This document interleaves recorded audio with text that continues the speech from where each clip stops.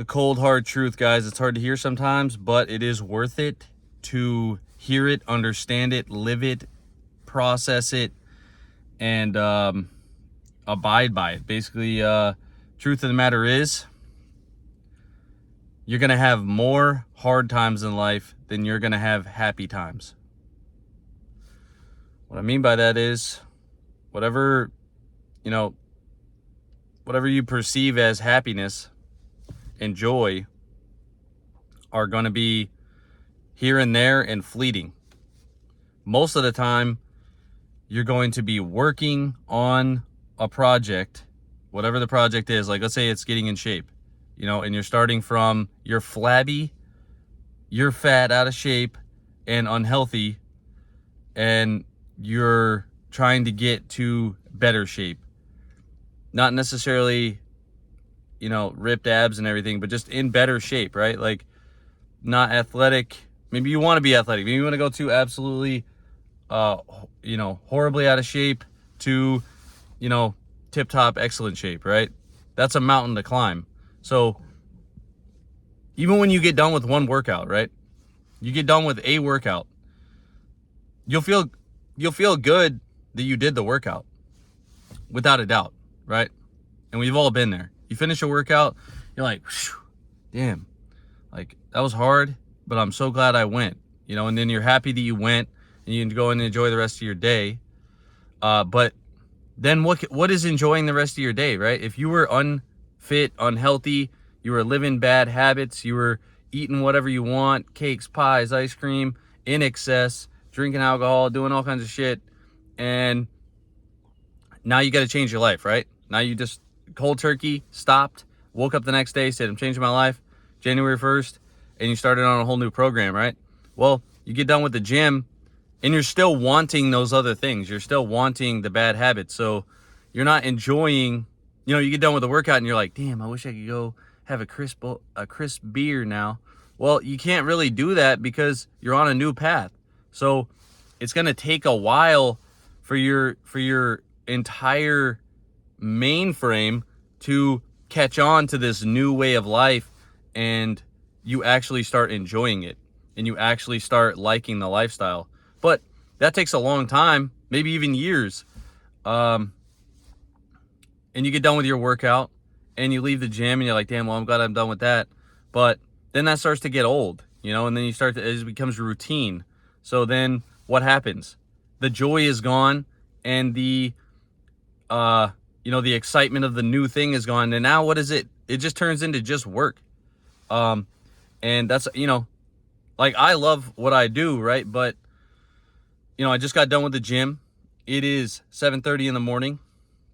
It's cold. It's 30 degrees here in New Jersey. It's not the most ideal conditions that a person would think about to get to the gym and do the work. But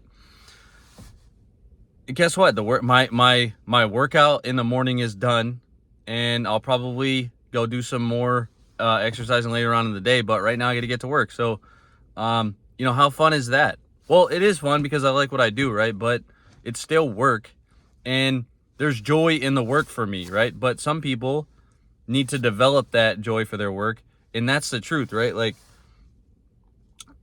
you're not gonna actually be happy unless you embody the work. Like, if you just go to the gym and you're just like, man, I'm not seeing any results, I'm not seeing any changes, I'm not developing the way I want to, and I'm just making it here so that I can, I'm just making it here so that I can do the obligation of maintaining a healthy lifestyle. That's not gonna work. You really have to embody it to get real results. And yeah, it's very hard to identify what the truth is here behind, how you're going to feel along this process. But I'm telling you right now, if you're just starting out, if you're just starting a new workout regime, or you're just starting a new job, and you're trying to figure out, what is the meaning behind it and how you can get more into it and get more out of it, you have to start with the end goal, right? Like, I was just in the gym, and it's just one workout out of an entire lifetime of workouts. So how does this one become significant? How does this one workout, how can I bring significance to it? Well, in a few months, I'm going to do to pace my friend out for a race that he's doing, a 100-mile race. And I'm coming in at the last 38 miles and running the last 38 miles with him. That's a long way for me and for him. But I'm using that, and I'm also running a marathon before that. But I'm using those upcoming events to fuel why I'm doing this thing that I'm doing right now, right? And when it's cold as fuck in the morning and it's early, but I use those things that I have coming up to make me do what I have to do. Like when I'm like, oh man, should I go have a beer right now? Or, what should I do after work? What should I do with my weekend? I could go do anything I want. There's a million things that I could go do. I could go shopping. I could go buy some new clothes. I could go to the bar. I could go, to Top Golf. I could go, do anything. I could go get on a plane and fly somewhere and experience something new. But what do I do out of all the options that are available in this entire world to do with my off time? I single it down to what is upcoming in my life. What events do I have that are coming up? And what work do I need to do to get stronger for those things? So out of all the options that are available for me to do when I'm free and I'm off from work, I choose to do the thing that is going to most benefit me for this upcoming event that I have in my life. So I bring the utmost, I make that event, those events that I sign up for, those events that I choose to get involved in, I make them such a big part of my life and my mind that I have no option but to get up and train for it. So basically, I'm off tomorrow, right? Tomorrow's my off day. But am I going to wake up at 10 a.m. and just sleep in and waste the day? Fuck no, I'm not going to. I'm going to get up and I'm going to do the things that are going to prepare me for those upcoming events. And I'm just talking about those for now, but it could be anything, right? So another upcoming event for me is, what am I going to do with the house that we just bought in New Jersey whenever we PCS out of New Jersey and go move somewhere else in a year. So every time that I get off of work and I think, okay, I have all the options again. What can I do? I can go to the bar. I can go eat out. I can go spend my money doing this, spend my money doing that. I can go do anything I want really within reason, but I have a decision to make with a house in 1 year.